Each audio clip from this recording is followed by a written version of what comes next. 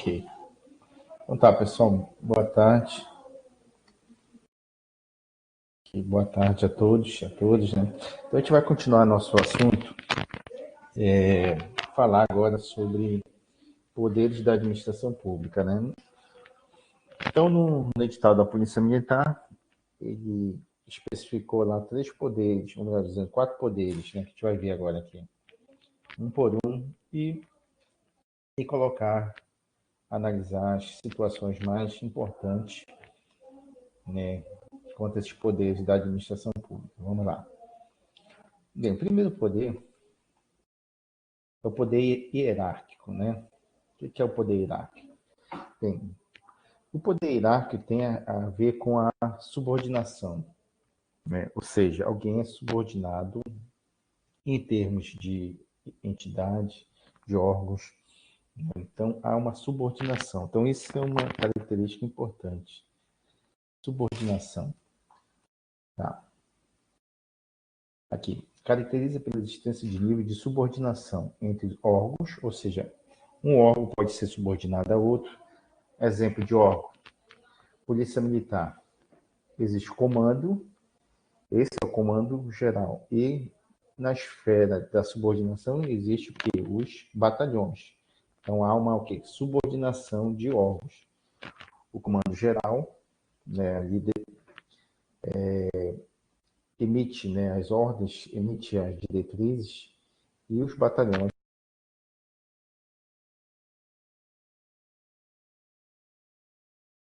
têm que obedecer. Então essa daí se chama subordinação. Em relação aos seus secretários, o presidente da República em relação aos seus ministros. Então, a subordinação. Tá?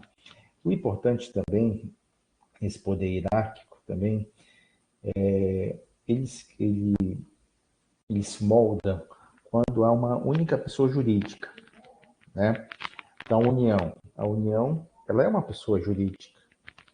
Então, o presidente ele está acima dos seus ministros. Então, ele determina as ordens.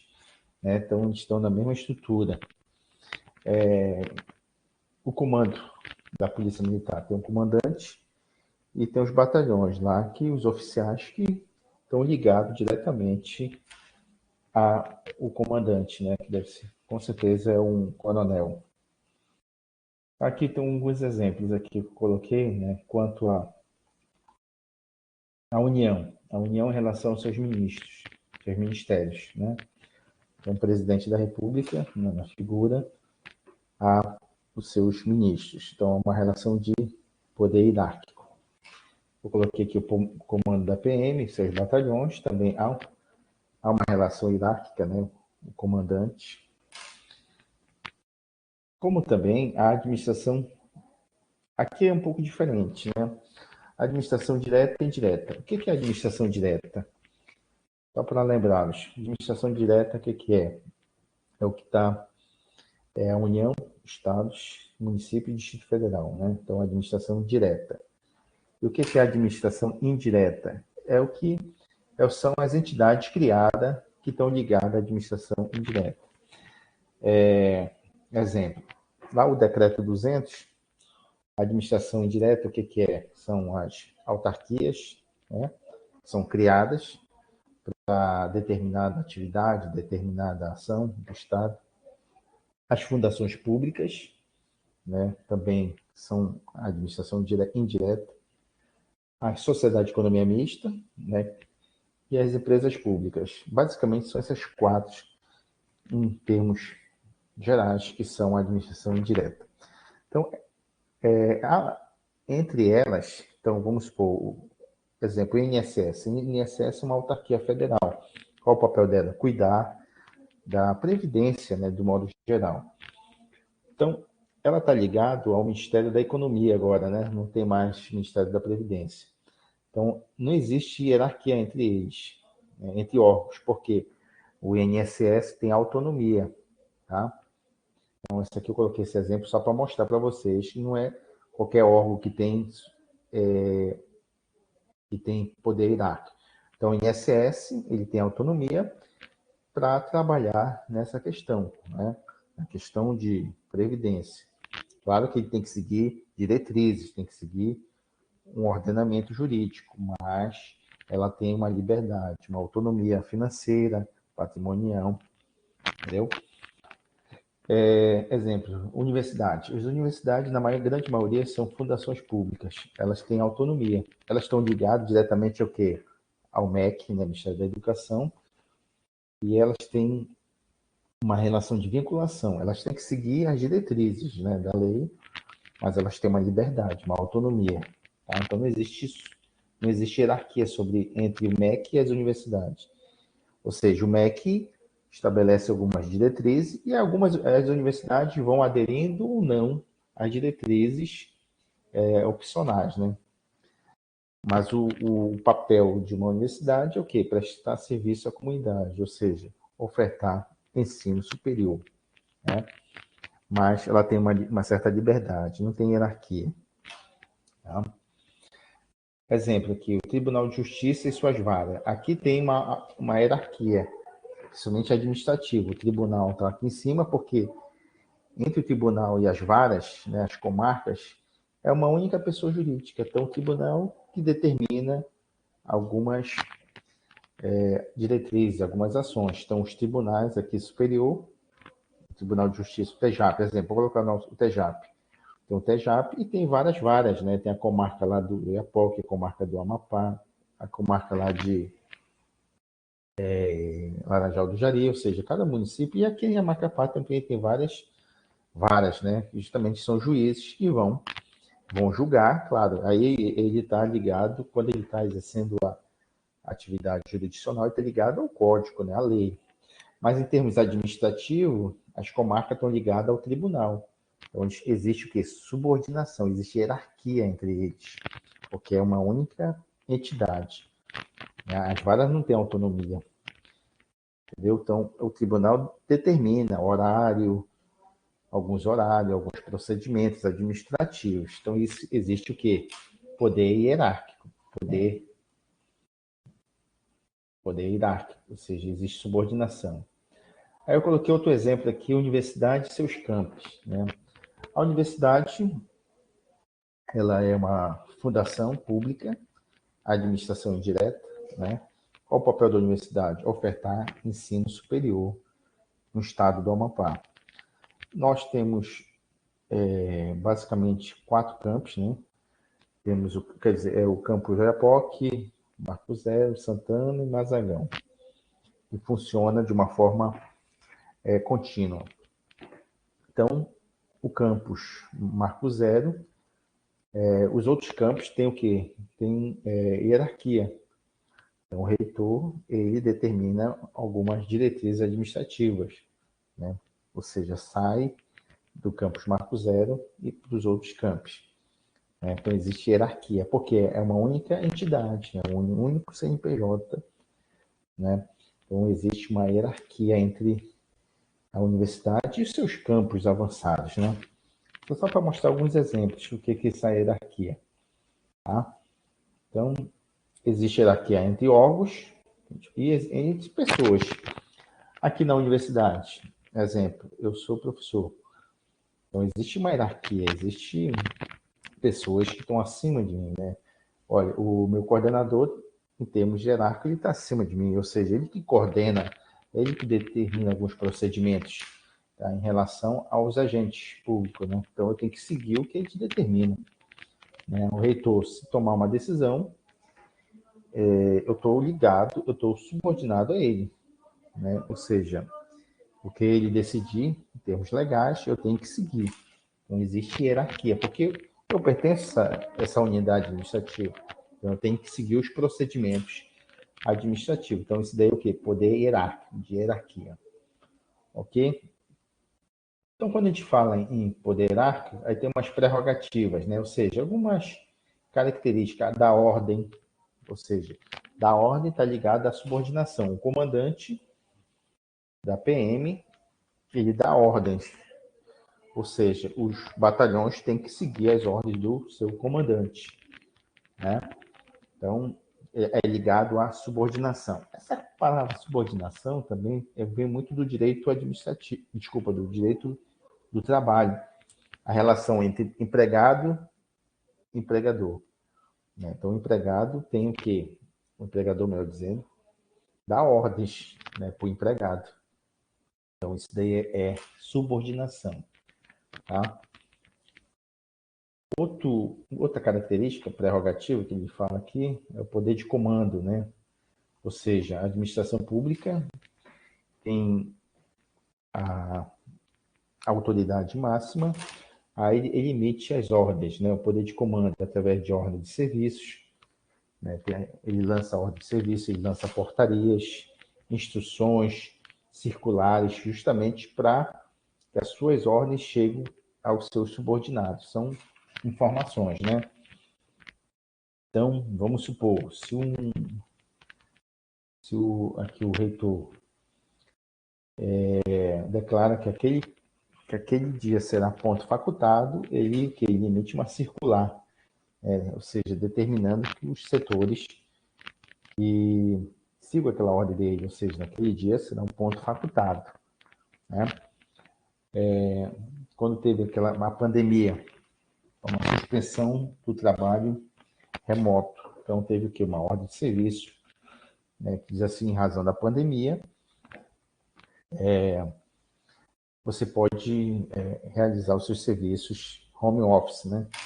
Então, isso daí o quê? Foi uma ordem, um comando. E nós, que a gente está subordinado, a gente tem o dever de obediência, né? O poder hierárquico tem a característica do poder de obediência. Então, os servidores públicos, né, têm o dever de acatar e cumprir as ordens dos seus superiores. Então, isso é um dever do servidor público acatar. Então, se você olhar em qualquer lei, tanto na Lei 8.112, que trata dos servidores públicos federais, como na Lei 66, né, que trata dos servidores estaduais, tem lá, com certeza, um artigo que tem que cumprir as ordens superiores. E também do comandante da PM, né? Então, isso daí é algo que está vinculando. Eu trouxe um exemplo aqui, né? Trouxe da Lei 8.112, mas depois vocês também. Isso com certeza tem na lei estadual, como também do comandante, mais ou menos assim, ó, são deveres do servidor cumprir as ordens superiores, exceto quando manifestamente ilegais. Aí você não pode cumprir ordens que são ilegais, né? Representar contra a ilegalidade, omissão, abuso de poder.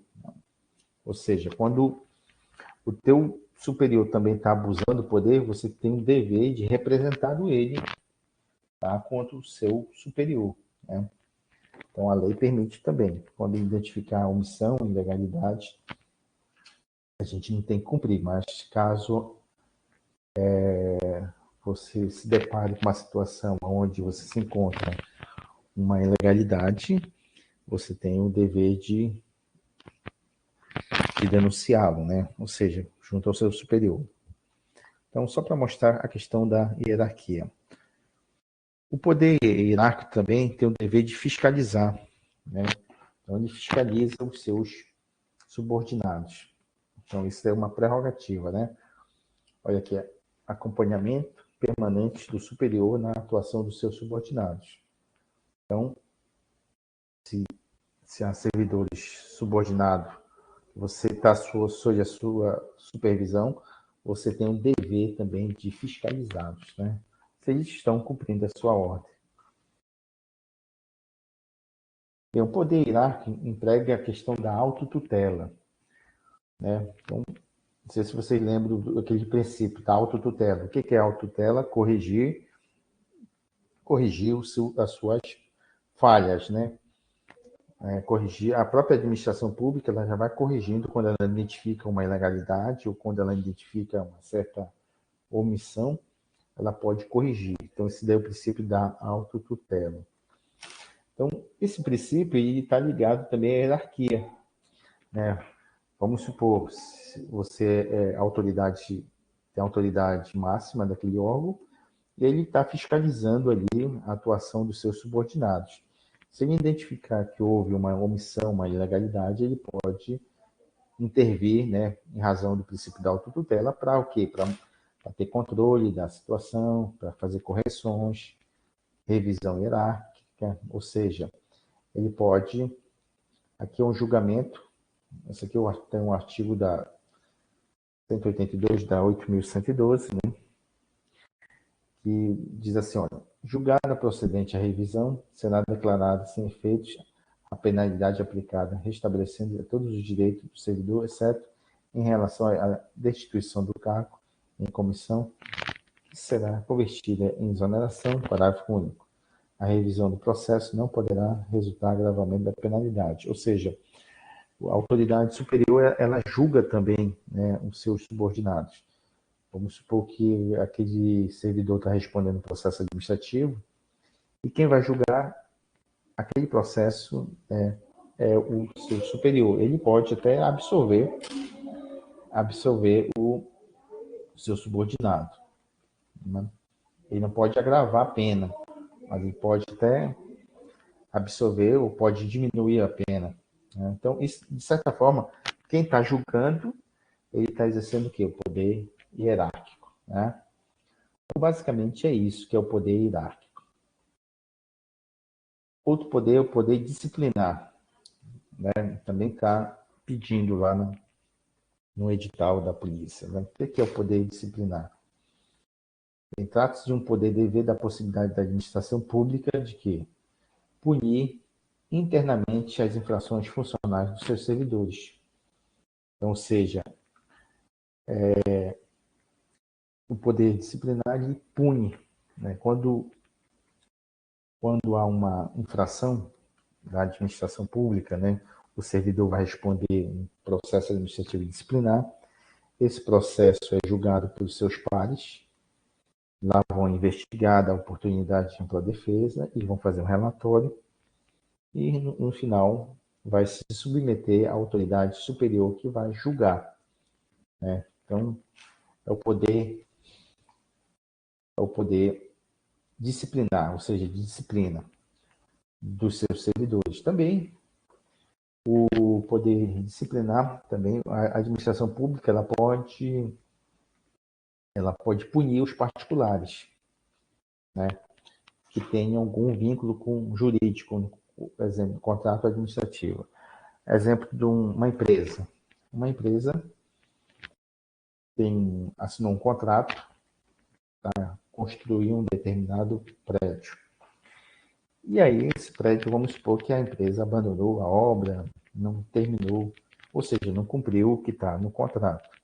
Então, ela pode sofrer, sim, penalidade, porque lá no contrato, geralmente, contrato administrativo, está a questão da infrações administrativas. Ela pode ter multas, pode ter suspensões, pode ter declarações de inidoneidade, né? Então, ou seja, a administração pública, ela não só pune os seus servidores, ela pode punir, né, em razão do poder disciplinar, mas também ela pode punir particulares. Tá? Então,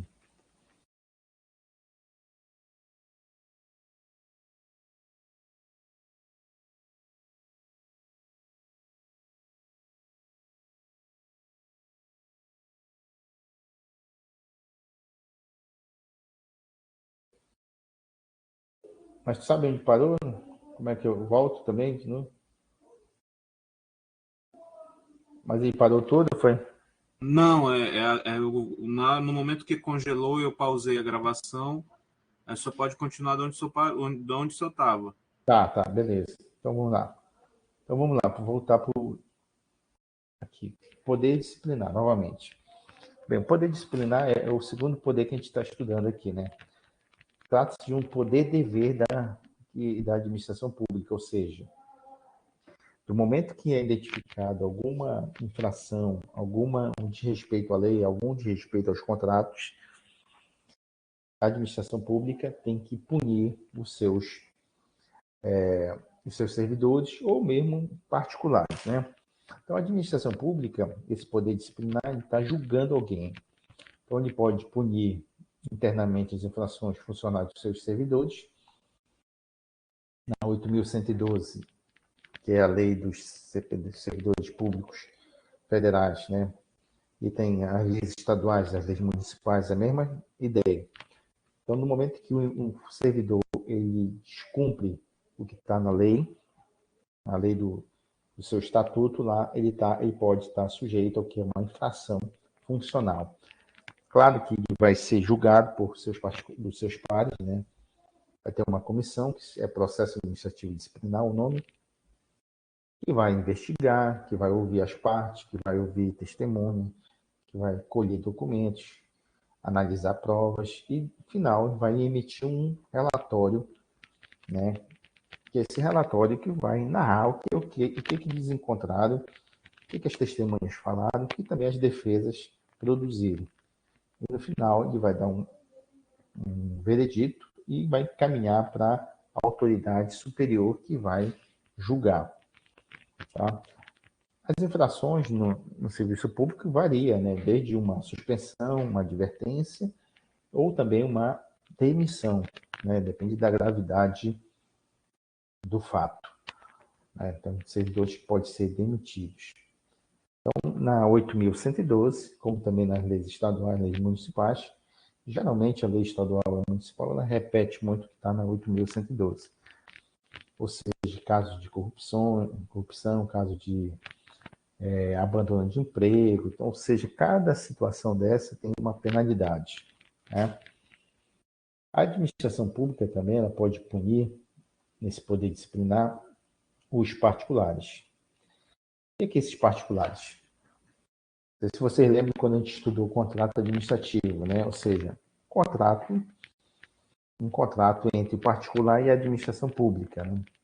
Então, geralmente, o contrato administrativo vem na grande maioria, de uma licitação, ou seja, uma venda, uma construção de alguma coisa, e os particulares se comprometem em apresentar ou mesmo entregar o bem, né, conforme lá foi estabelecido no contrato. Vamos supor que é uma construtora, e essa construtora teve um processo de licitação, e esse processo de licitação teve regras, e ela ganhou e ela assinou um contrato lá. E todos os contratos da administração pública têm lá a questão da penalidade, ou seja, se a empresa não entregar no prazo ou abandonar a obra, colocando esse exemplo especificamente, né, ela pode sofrer uma sanção, uma infração.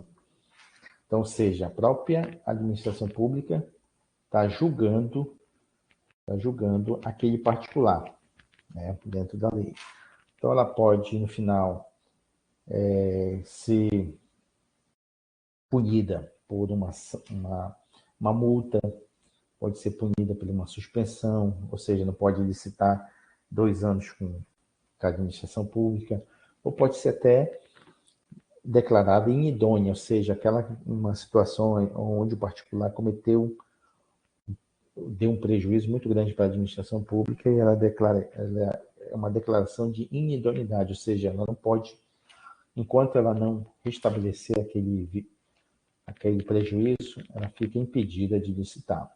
Tá? A gente não vai entrar muito em detalhe, é só para mostrar para vocês que a administração pública ela põe seus servidores e põe também os particulares quando tem um vínculo com a administração pública. Eu coloquei esse exemplo de uma construtora. Ou pode ser também, sei lá, uma venda de uma empresa que vendeu um automóvel. Ou seja, e aquele automóvel, ela não cumpriu o que foi estabelecido no contrato. Então, ela pode ser penalizada também, né? Então, em várias situações. Bem, quanto ao poder disciplinar, quando a administração pública ela identifica aquele ato, as infrações, e ela tem o dever de punir. Por isso que eu coloco aqui, não há nenhuma discricionalidade. O administrador, quando ele vai julgar, ele tem que julgar conforme a lei, conforme os fatos. Ele não tem que analisar discricionariamente, ou seja, ele analisa o fato e sem identificar que houve infração, né, teve a ampla defesa, né, teve contraditório, e ele tem que analisar conforme está na lei. Se cometeu crime, tem que ser punido, tá? Não tem que ter discricionalidade. Então, é obrigado a punir. Então, esse é o poder disciplinar. Então, para vocês lembrarem, a administração pode punir os seus funcionários e pode punir terceiros também, né? Desde que tenha uma ampla defesa e o contraditório. Essa infração varia, depende do fato. Se for nas empresas, geralmente é multas, suspensão, impedimentos de contratar com a administração pública, né? E quando é servidores, pode ser também advertência, pode ser suspensão e pode ser, no último, o caso mais grave é uma demissão. Então, esse daí é o poder disciplinar. Só para mostrar para vocês o que é o poder disciplinar. Então, vamos para o outro poder aqui, o poder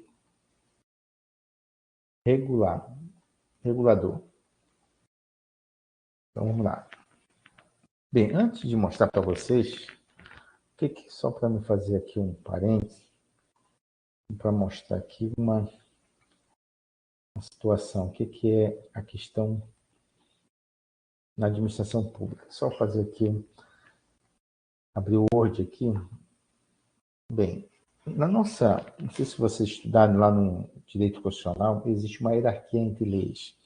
Existe a nossa Constituição Federal, 88, né? Abaixo da nossa Constituição, aqui abaixo da nossa Constituição, existe leis. Tem leis complementares, leis.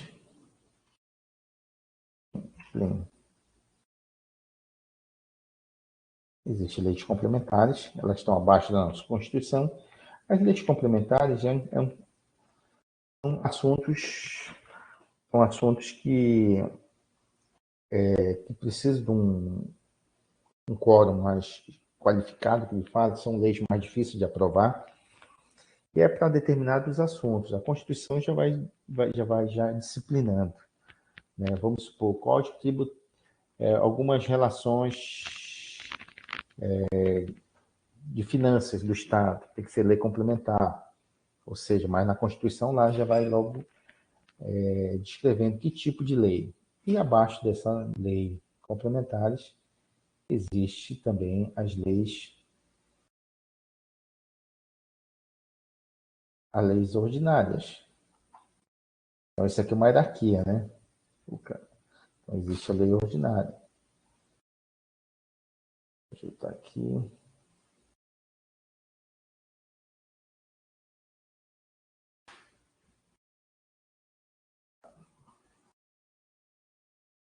Aqui.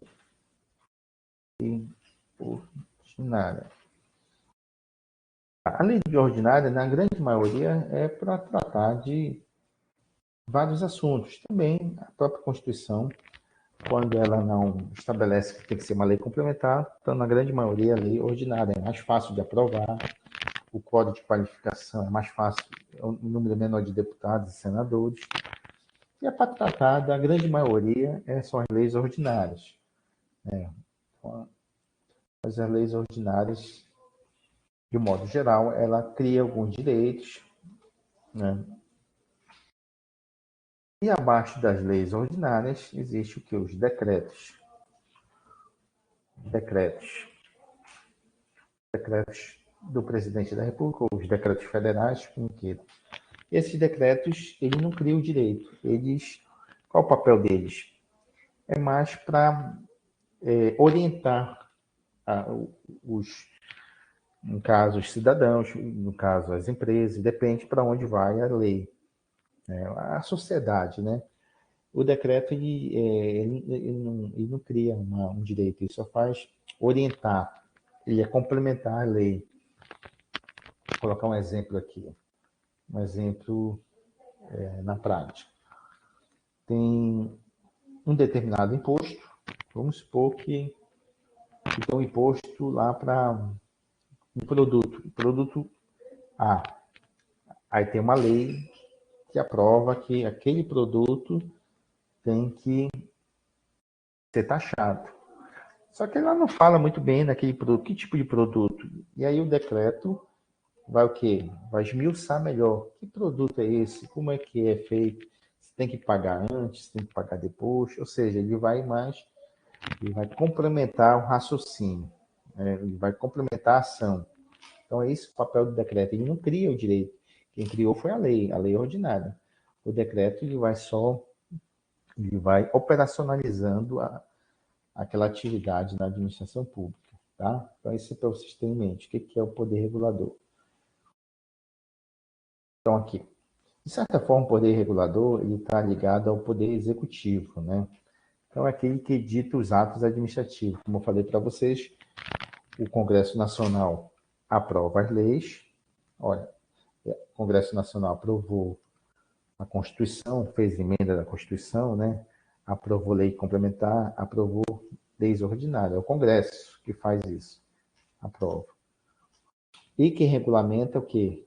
É o poder aqui, é o poder executivo. Ele que regulamenta.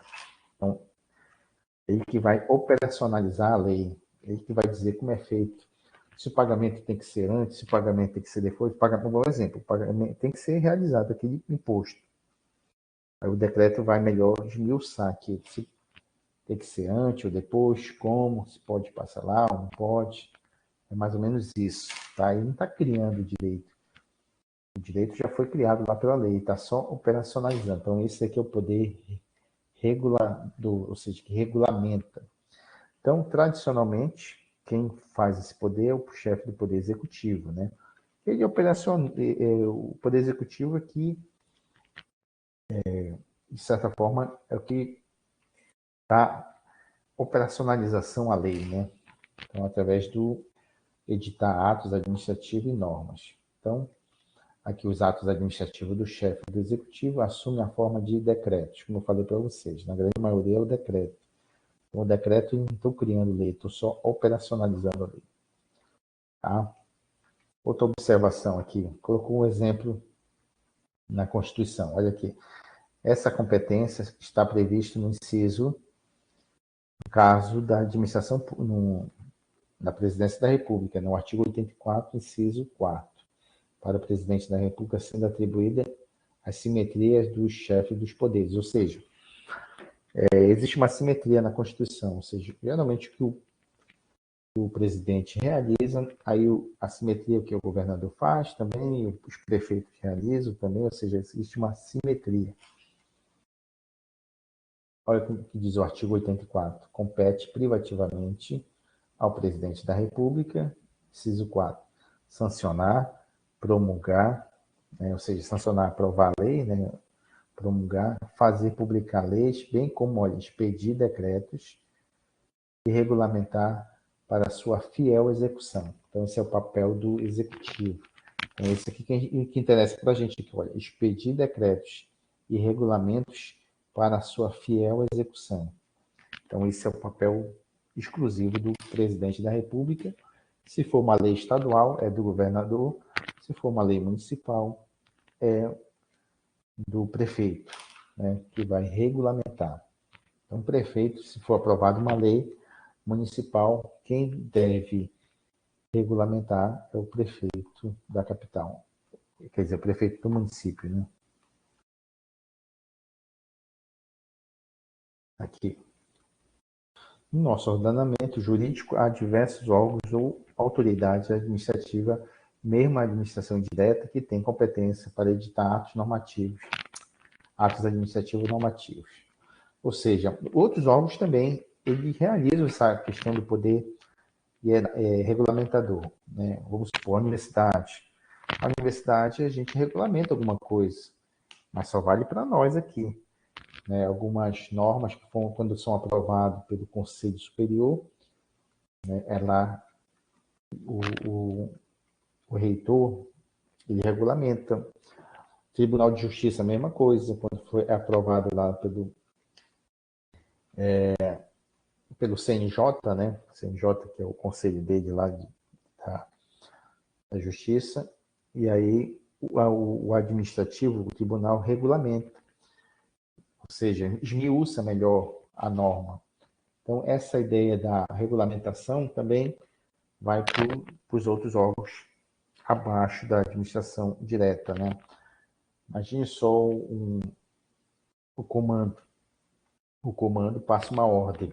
Só que essa ordem não está muito bem esmiuçada, não está muito bem explicada. Aí ele passa para os batalhões, né? Porque cada município tem a sua particularidade, né? Ou seja, isso vai depender da ordem.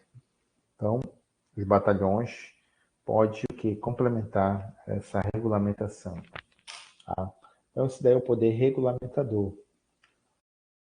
Aqui, no caso, lá os ministros. Aqui, olha, o artigo 87. Olha, os ministros de Estado serão escolhidos dentre os brasileiros maiores de 21 anos e, no exercício dos direitos políticos, expedir, olha, aqui o inciso segundo, olha, expedir instruções para execução de leis e decretos, regulamentos. Às vezes, o decreto não está muito bem ainda explicado, não está muito bem esmiuçado. Aí vem o ministro de Estado, ainda esmiuça melhor ainda. Pode acontecer isso, né? Que o decreto, aí tem a lei, aí a lei diz assim, olha, esse é o direito. Agora, como é que tu vai exercer esse direito? Aí vem o decreto. Às vezes o decreto não está muito bem ainda esmiuçado, porque o Brasil é a ideia do local, né, onde essa lei deve atuar, tem muitas diferenças, né? Vamos supor, o Brasil é muito grande, tem costumes diferentes, tem horários diferentes, tem fuso horário diferente. Ou seja, às vezes só um decreto não consegue regulamentar tudo. Às vezes serve para essa região, não serve para outra. Né? Então, o papel da regulamentação é o quê? É deixar mais próximo da realidade da sociedade. Né? Então, essa que é a ideia também dessa regulamentação em bloco. Né? Ou seja, você vai regulamentando até chegar ao cidadão, até chegar àquele que é a pessoa que vai receber aquele benefício, né, de uma melhor forma. Então, a ideia de regulamentação ela é escalonada, ou seja, vem de cima, aí vai mais embaixo, e aí vai esmiuçando até chegar à sua finalidade. Né? Exemplo, aqui, vou colocar um exemplo aqui que eu acho interessante. Os alunos de todas as universidades, melhor dizendo, recebem um recurso que chama PNAD. E lá tem uma lei que foi criada lá que uma parte do recurso tem que ir para as universidades para diminuir a evasão do estudante, ou seja, para ele terminar a graduação. Aí tem um decreto, o decreto diz assim, mais ou menos, diz assim, olha, esse recurso tem que investir em 5 diretrizes, 5, 6 diretrizes. Transporte, saúde, alimentação, pesquisa e extensão. Tá, mas ele deixa muito solto, ele deixa muito mais. E aí os regulamentos vão diminuindo mais. Que tipo de alimentação? Que tipo de moradia também? Entendeu? Aí, ou seja, eu vou construir um prédio para moradia ou vou pagar um aluguel? Isso daí precisa melhor ser esmiuçado. Às vezes, tem universidades que elas são antigas, tem já alojamento, então, outros não tem. Hoje é preferível pagar um aluguel para ele, uma ajuda de custo, né? Então, essa ideia da regulamentação, ela vai, quanto vai mais descendo, mais você precisa regulamentar. Isso também depende da particularidade do objeto. Então, ou seja, isso aqui só para mostrar para vocês que é esse poder regulamentador. Então, outro exemplo aqui, os decretos, né? Tem decretos autônomos, né? Tem classificação, só para mostrar para vocês aqui, ó. Tem decretos externos, ou seja, tem decretos que é para toda a população, né? Ou seja, vale para todo mundo. Às vezes tem leis que só valem para a questão interna. Exemplo, tem leis que só valem para os servidores públicos, ou seja, não vale para todo mundo, só para os servidores. Tem lei, tem decreto que só vale para um estudante da graduação. Não vale para o estudante do ensino médio, não vale para o estudante do ensino fundamental. Só vale para o ensino de graduação, entendeu? E às vezes tem decreto que é só para uma categoria, vamos supor, categoria da Polícia Civil, só vale para eles. Ou tem alguma coisa que regulamenta só para um professor lá do ensino fundamental, só vale para eles. Entendeu? Agora tem decreto que é mais abrangente, que vale para qualquer cidadão. Tá? Então, essa daí é a ideia da. Bem, isso daí é importante que vocês saibam que a questão do decreto do poder regulamentador é aquele que vai regulamentando, ou seja, você vai esmiuçando. Então, especificamente, o poder regulamentador é o chefe do executivo, né? Porque o Congresso ele aprova a lei e o poder executivo ele atua na lei, ele vai operacionalizar a lei. Então, esse poder regulamentador fica, em termos da doutrina, né, tradicional, é o poder executivo que realmente que atua de uma forma mais presente. E por último, vamos falar um pouco do poder de polícia também, que ele está pedindo no edital. O que é o poder de polícia? Bem, o poder de polícia, eu vou trazer um conceito aqui que está lá no Código Tributário. Ele explica muito bem o que é esse poder de polícia. Olha o artigo 78 do Código Tributário nosso.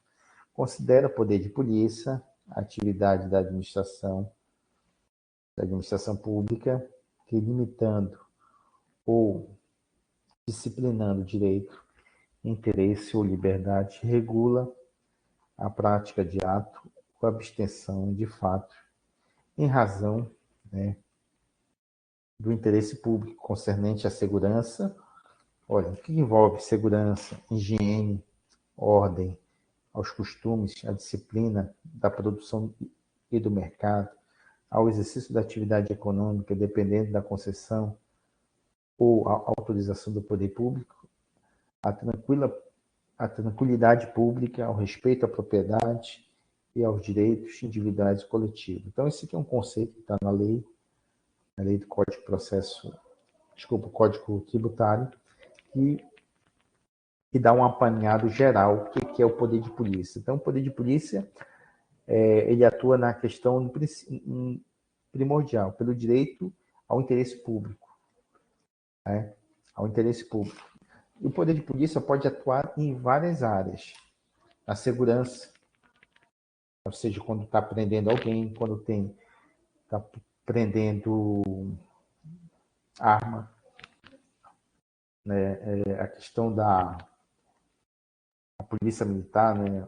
Seu poder de polícia, ou também, não só a polícia militar, também tem outro poder. Tem vários órgãos que têm poder de polícia, mas em termos de segurança, a polícia civil, ela às vezes atua, quer dizer, ela atua na área de segurança, né? Então, o que envolve segurança, tem polícia portuária, né? Polícia rodoviária, ou seja, o que envolve segurança, eles podem atuar. Higiene. Higiene também atua em poder de polícia. Imagine só como é aquela vigilância sanitária. A vigilância sanitária ela tem poder de polícia, que envolve a higiene. Imagine só quando ela vai fiscalizar uma cozinha de um determinado restaurante. Verifica que aquela cozinha não cumpre nada da norma sanitária. Então, ele tem poder de polícia de quê? De fechar aquele restaurante, em razão do interesse do que? Da saúde da população. Né? A ordem também, né? Ou seja, mantém ordem alguma coisa, mantém ordem, disciplina, né? Então, esse é o poder de polícia, né? Imagine só ordem no atendimento, né? Ordem. Então, isso é ordem. Aos costumes também, quando está desrespeitando algum costume da sociedade, também você pode intervir. Disciplina, né? produção do mercado, né? Você pode também, vamos supor, mercado de medicamento, mercado de bebidas, você pode atuar. Se a empresa não está realizando os procedimentos de produção, pode atuar, pode trazer prejuízo na saúde da população. Ou seja, aonde envolve essa questão do interesse público, a administração pública pode atuar. Outro exemplo que eu posso colocar para vocês às vezes tem um exemplo bem típico, né? O Banco Central, não, o IBAMA. O IBAMA tem o poder de polícia, né? Quando trata de questões ambientais. Então, ele tem o poder, imagine só, o IBAMA faz uma fiscalização e encontra lá uma serraria numa área que é protegida. Ele vai lá e faz a intervenção. Ele apreende lá todos os maquinários, prende as pessoas que estão também, prende a mercadoria, que foi a madeira que foi retirada de uma forma ilegal. Ele está exercendo o seu poder de polícia, tá? Então, o que envolve a questão da coletividade, a questão tanto direitos também individuais e coletivos, a administração pública está exercendo o seu poder de polícia, né? Aqui estou trazendo um conceito aqui do poder de polícia do Eli Lopes. O poder que dispõe a administração pública para, na forma da lei, condicionar ou restringir o uso de bens, ou seja, eu posso aprender bens, restringir bens, exercício de direitos, ou seja, vamos supor que uma empresa tem direito de explorar uma determinada área, mas só que vão fiscalizar, ela não está realizando os procedimentos que ela deveria. Então, ela pode intervir. Prática de atividades privadas, sim. Vamos colocar aqui um hospital privado. Né? O hospital privado. Vamos supor que ele não está realizando os procedimentos que ele foi autorizado a realizar. Então, pode fazer a intervenção dele. É privado? Mas só que ele está exercendo uma atividade pública, que é a saúde. Tá? Então, ele, de uma forma visando proteger os interesses gerais da coletividade. Então, a administração pública ela pode intervir em várias áreas. Quando uma empresa privada está exercendo uma atividade de interesse público, ela está sujeita às ações do Estado. Vou colocar outro exemplo aqui para vocês. Um determinado empresário vai promover uma festa. Vamos supor, colocando uma situação hipotética aqui. Um empresário vai fazer uma festa aqui no Zerão. E aí vamos supor que ele faz uma estrutura lá de arquibancada, faz uma estrutura lá de palco, ele consegue a autorização da Polícia Civil, consegue a autorização da Polícia Militar. E vamos supor que ele não se preocupou de acionar os bombeiros para verificar as arquibancadas se tem condições de receber o público que ele já vendeu os ingressos. O que vai acontecer? Vamos supor que o bombeiro alguém denuncia que não tem a licença dos bombeiros, então os bombeiros podem fazer o quê? A intervenção. Pode identificar que aquela estrutura não comporta aquele público que ele já vendeu, que ele já se comprometeu em realizar aquele show. Então, esse daí é o poder de polícia. Porque ali você está tratando de segurança. Olha aqui o artigo aqui, segurança também, né? Segurança na estrutura. Então ele pode ser embargado ali em razão da segurança. Parece obra, né? Quando você faz uma obra na tua casa ali, uma construção, você precisa do quê? De uma de um alvará da prefeitura. Né? Esse alvará da prefeitura, o que está dizendo? A prefeitura está te autorizando a construir aquela obra, né, que você quer realizar. Claro que você tem que cumprir várias etapas, né? Tem que apresentar o projeto, tem que ter um engenheiro, tem que ter um arquiteto para aprovar aquela obra. Né? Então, é o poder de polícia também que a prefeitura pode atuar. Vamos supor que tem uma determinada obra e aí você está construindo ou a prefeitura ou o conselho também dos engenheiros, os conselhos de arquitetura, eles também têm o poder de polícia. Quando eles identificam que não tem aquela licença, a gente pode fazer aqui a intervenção, né, justamente para manter a segurança da população. Então, isso é um poder de polícia também. Tá? Aqui, olha, o poder de polícia é inerente à atividade administrativa. Esse poder abrange a todas as condutas e situações particulares que possam, direta ou indiretamente, afetar o interesse da coletividade. Outra informação importante, o poder de polícia é vários órgãos têm. Não é só um, tem vários órgãos, dependendo das suas áreas. Então, o IBAMA tem o poder de polícia quando trata de questões ambientais. O ICMBio também, quando trata de questões ambientais.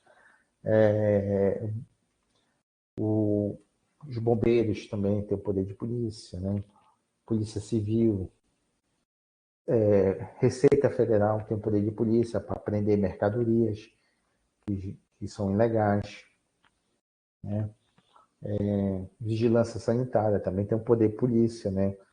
Quando trata de higiene, né? Aí tem a questão de saúde, hospitais, em bares, restaurantes, quando ela vai fiscalizar. Esse é o poder de polícia, quando faz a interdição. Então, o poder de polícia é inerente à administração em geral, né?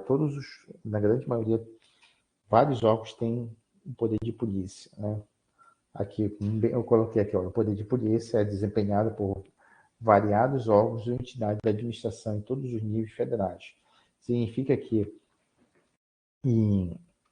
nos órgãos da União tem poder de polícia, nos órgãos dos estados também tem poder de polícia e nos órgãos dos municípios também tem poder de polícia. Claro que cada um na sua área, cada um na sua abrangência de atuação.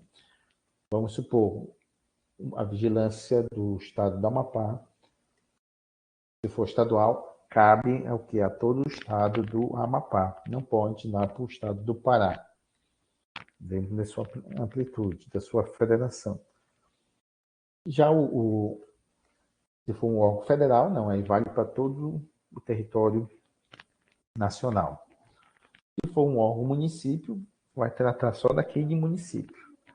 Né? Então tem que verificar a atuação dele, a área de atuação. Bem, eu coloquei alguns exemplos aqui, acho que eu estou aqui exemplos. Alguns exemplos. Esse aqui. Bem, a atuação desse poder de polícia tem na saúde, na segurança, como eu falei, saúde, vigilância sanitária, trabalha com Anvisa, tem poder de polícia também, segurança, no caso a polícia, Receita Federal, que envolve a segurança, alimento, né, de vigilância sanitária, né, também. Mercado de ações, já é a Comissão de Valores Imobiliários também, que as bolsas de valores, né? Bolsa de valores justamente para tratar da questão das empresas, de fiscalizar as empresas, se elas estão cumprindo ali com os acionistas. O meio ambiente tem o CMBio, tem o IBAMA, tem a Secretaria do Meio Ambiente estaduais, municipais, também tem poder de polícia, né? Controle e uso do solo também, tem órgãos que tratam dessa questão. A prefeitura, né? Tem as secretarias urbanas, né? Justamente para ordenar a construção. Tem estadual também, o INCRA, que trata também dessa questão fundiária. Então, são vários órgãos que atuam na administração pública que também tem poder de polícia. Só para mostrar para vocês os ramos, né? E tem vários ramos, eu coloquei uns aqui, mas tem vários ramos também de atuação do Estado. Ele tem um poder de polícia. Sanções aplicáveis nesse poder de polícia, né? Pode ter multas, interdição de estabelecimentos comerciais, como eu falei para você. Imagine só uma panificadora que recebe uma fiscalização, uma vigilância sanitária, e aí verifica que ela não tem condições nenhuma, ela não cumpre nenhuma normas de higiene, então ela pode fazer a interdição. Suspensão de direitos também, né? Vamos supor que é uma empresa que não está cumprindo seu papel. Então pode suspender seus direitos. Ou mesmo uma pessoa física, né, que está prestando um serviço de interesse coletivo, também pode sim. Agir só aqueles vendedores, uma coisa que descobre que ele não está cumprindo lá, um mini box lá, não está cumprindo lá um mínimo de higiene. Pode ter suspensão, sim. Demolição, né, também, né? Vamos supor, aquela construção que não tem nenhuma licença, não foi acompanhada pelo engenheiro, não foi acompanhada por um arquiteto, não tem nenhuma documentação técnica. E a administração pública pode pedir a demolição dessas, de construções ilegais, irregulares. O embargo também, né? Isso aqui é bem comum. Um exemplo que eu também vi o poder de polícia é interessante. O IFAM. O IFAM é um que tem poder de polícia. O que é o IFAM? É um órgão que trata do patrimônio histórico. Então, é muito complicado esse o IFAM. Ele tem poder de polícia. Se ele identificar que naquela obra tem algum patrimônio histórico, ele tem poder de polícia para embargar a obra, justamente para proteger o patrimônio histórico. Tá? Então, isso daí é o poder de polícia do IFAM. Mas ele atua só nessa área onde, se ele descobrir que ali tem um cemitério indígena ou umas urnas, aquelas urnas, né, que tem indígena, que é muito comum aqui, no Macapá, em algumas regiões, então ele tem um poder de polícia de proteger aquele patrimônio histórico. Ali a fortaleza, se vocês já perceberam, um raio ali de quantos metros, não pode ter prédios altos próximo da fortaleza, porque ela é protegida pelo patrimônio histórico. Imagine só se liberasse ali em torno do Forte São José. Vamos supor, construir esse prédio. Iam cobrir o patrimônio histórico que é a fortaleza. Aí ninguém ia ver. Né? Então, ali com certeza tem uma norma que não pode ter prédio ali, um raio ali, não sei de quantos quilômetros, justamente para quem está de longe para ver o patrimônio histórico, né?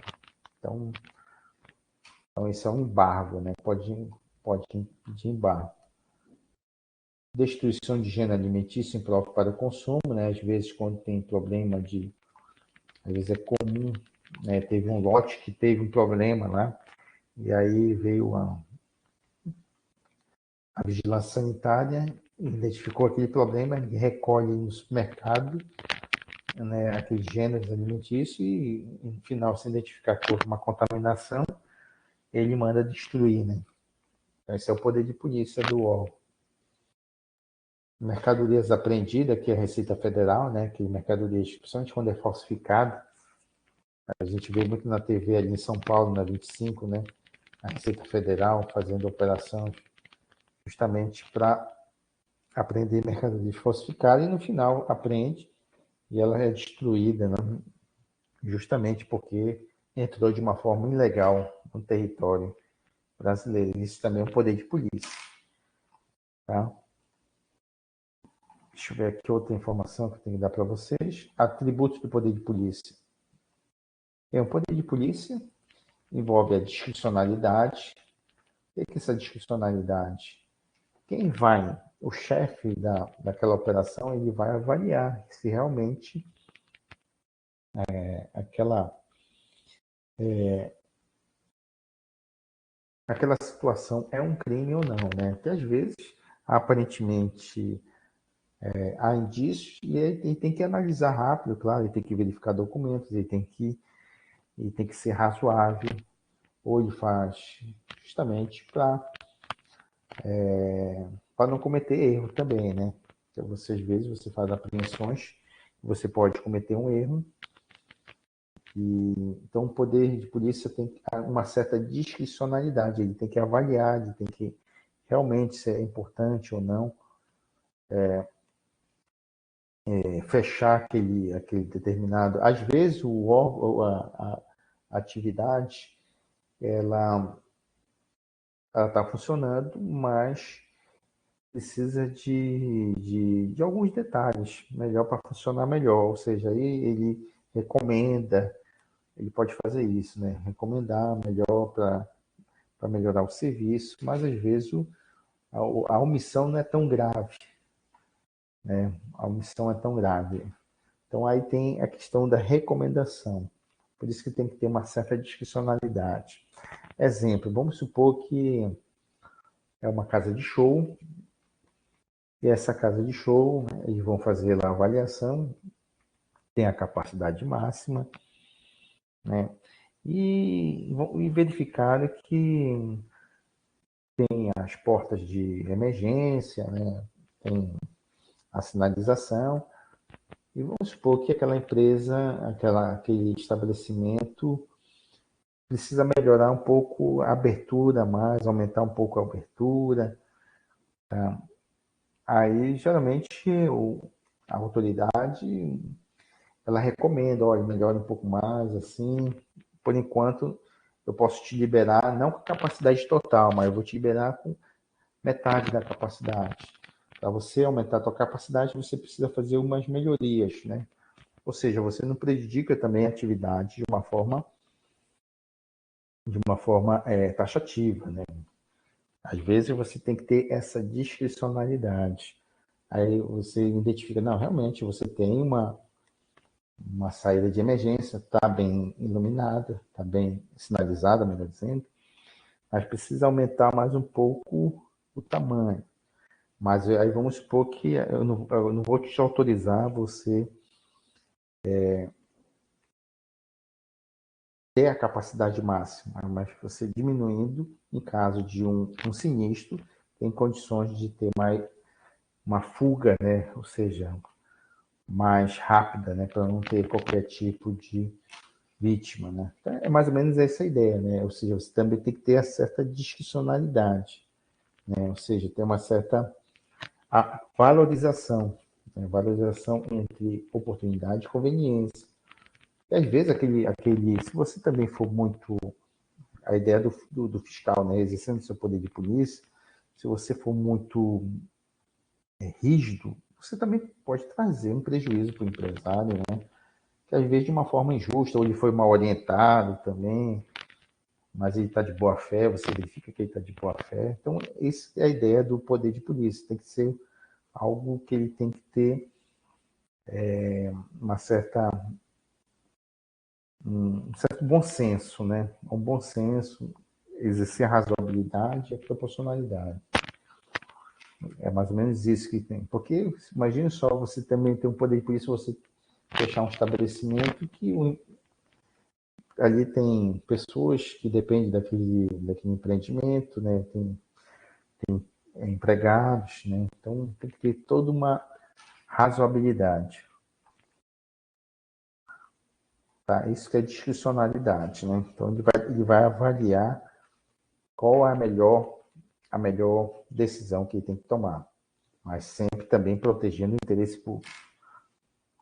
Autoexecutoriedade. O que é autoexecutoriedade? Bem, autoexecutoriedade no poder de polícia é isso aqui, consiste na possibilidade de certos atos administrativos enseja imediata e direta a execução pela própria administração, independentemente de ordem judicial. Às vezes tem o poder de polícia, ele fecha um estabelecimento. Se ele verificar que aquele estabelecimento não está cumprindo o mínimo das exigências lá, ele pode mandar interditar, fechar. Aí não precisa nem de ordem judicial. A ordem judicial, porque o fiscal está exercendo a sua função de proteger a sociedade, o interesse público em primeiro lugar, né? Então ele não precisa de ordem judicial para ele mandar fechar. O Poder Judiciário pode ser acionado? Pode. Ele pode ser acionado. Aí vamos supor, aquela pessoa que se achou vítima daquele ato do Poder de Polícia pode entrar na Justiça. Aí vai para a esfera judicial. Aí a esfera judicial pode manter realmente, não, o fiscal está certo, a administração está certa, você está colocando em risco a sociedade, em razão do interesse público, vai ficar fechado. Ou o Poder Judiciário pode dizer assim, não, a fiscalização foi rígida, foi desproporcional a ação e dá para abrir. Tá? Aí o Poder Judicial vai dar a última palavra, mas a administração ele pode mesmo intervir imediatamente. Né? Então, às vezes não precisa de decisão judicial. Imagine só uma obra e o fiscalização não tem engenheiro, não tem um arquiteto, não tem autorização da prefeitura, não tem as plantas, cadê as plantas da obra? Aí sim, o papel do fiscal, o que é? Não, fazer um embargo, vai parar toda a obra, porque não tem o mínimo, ou seja, o dono da obra não tem o mínimo não cumpriu o mínimo de exigência, né, em razão da obra. Tá? Então, isso que é autoexecutoriedade. E a coercibilidade. O que é coercibilidade? Está aqui, olha. Traduz na possibilidade e da imediata de medidas adotadas pela administração pública ser imposta coativamente ao administrado, inclusive mediante emprego de força, caso o particular resista ao ato policial, a administração poderá valer-se de força pública para garantir seu cumprimento. Vamos supor que a administração pública ela faça intervenção e aí haja um confronto, né? Vamos supor que o empresário não aceita e não quer fechar, não aceita fechar, e aí os policiais, aí geralmente o fiscal, né, vem com a polícia, não vai fechar a força, mais ou menos isso, né? Fechar a força para garantir a ordem, para garantir o cumprimento. Né? Então a administração ela pode realmente usar força em alguns casos. É isso que é a coercitividade, ou seja, usar força para cumprir a ordem da administração pública. A prescrição, aí já é a questão vamos supor que um empresário, ele foi condenado, né, pagar uma multa, e a administração não está cobrando ele, não está acionou a justiça para cobrar de uma forma judicial. Aí passou 5 anos, prescreve. É como a gente não vive também, às vezes você tem uma determinada dívida, a pessoa não te procura mais, e aí passou 5 anos, ou seja, prescreveu o direito. Então a administração pública também, quando ela tem uma multa, e ela não, sei lá, que cargas de águas ela não está te cobrando, passou 5 anos e prescreveu. Tá? E por último, envolve também o poder de polícia. Aqui, ó, poder de polícia. É a questão do abuso do poder, né? Aqui embaixo, aqui, ó. Abuso de poder. Às vezes, existe sim a questão do abuso do poder. Aí extrapolou a lei, né? A administração pública ela pode realmente abusar. Né? O que é o abuso de poder? Olha, o abuso de poder tanto pode revestir de forma comissiva, ou seja, está indo além, ou de uma forma omissiva, não, ele está sendo omisso, ambas são capazes de afrontar a lei e causar lesão a direitos individuais do administrado. Ou seja, ele está sendo muito rígido, né, no poder de polícia, está te exigindo muita coisa, tem coisas que ele está te exigindo que a lei não estabelece, ou ele está sendo omisso. Ou seja, você está cumprindo tudo que a administração exigiu, que está na lei, e a administração pública não está te dando a ordem, não está te dando autorização para te exercer. Imagina, questão de omissão. Eu sou um empresário da construção civil e quero construir um prédio. Então, eu contratei um engenheiro, contratei arquiteto, fiz todo o projeto, apresentei lá na prefeitura, está aqui, olha, estou seguindo a lei, estou seguindo o plano diretor, estou seguindo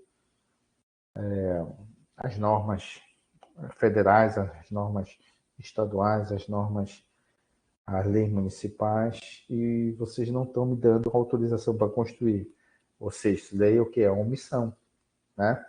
Ou seja, vocês estão me prejudicando. A administração, isso daí chama abuso de poder. Aí não sei que carga d'água, ou o fiscal tem raiva do empresário, ou não sei, mas pode acontecer isso. Então se chama abuso de poder. Ou ele pode ir além, ou ele está exigindo muita coisa, aí ele não está sendo omisso, ele está como se ele está uma exigência absurda, e ele está exigindo coisas que nem a lei exige. Então ele está sendo comissiva, né? Ou seja, exigindo muita coisa. Bem,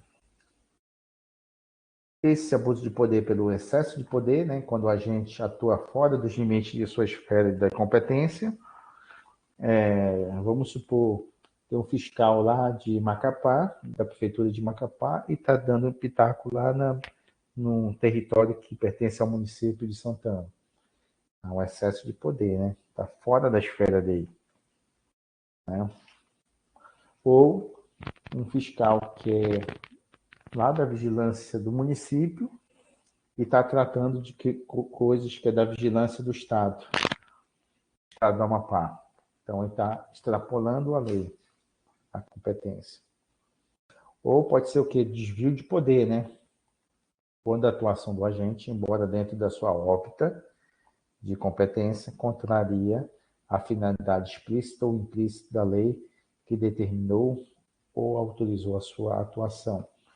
Ou seja, ele está dentro da órbita dele, mas só que ele quer prejudicar aquela pessoa, ele já está fugindo do que a lei estabelece, né? Então ele está desviando do poder. É aquela ideia assim, olha, o agente, a prefeitura, vou colocar o exemplo de novo, a prefeitura, o empresário. O empresário entregou todas as documentações, tem um engenheiro, tem um arquiteto, ele quer construir aquele prédio, ele já olhou que no plano diretor, ele está seguindo o plano diretor, o código de postura também do município, também está seguindo tudinho que está estabelecido lá, e aquela autoridade está dizendo, não é isso, você não está cumprindo isso, ou seja, é uma forma tipo de perseguição, né? Às vezes acontece. Ou seja, ele está desviando e não está te autorizando, em razão, está tratando de coisas que não está na lei, que não está bem explícito na lei. Ou seja, ele está desviando o poder, ele quer, aí você verifica que ele quer te prejudicar mesmo. Se chama de desvio de poder. Tá?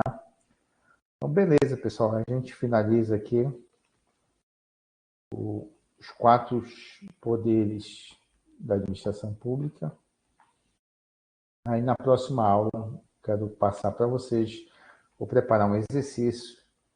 A gente vai resolver algumas questões que a gente já tratou aqui dos assuntos, né? Para a gente fazer uma revisão e a gente debater. Tá bom? Então tá, Juan. Obrigado, Juan. Ok, professor, obrigado. Então tá, até mais, amigo.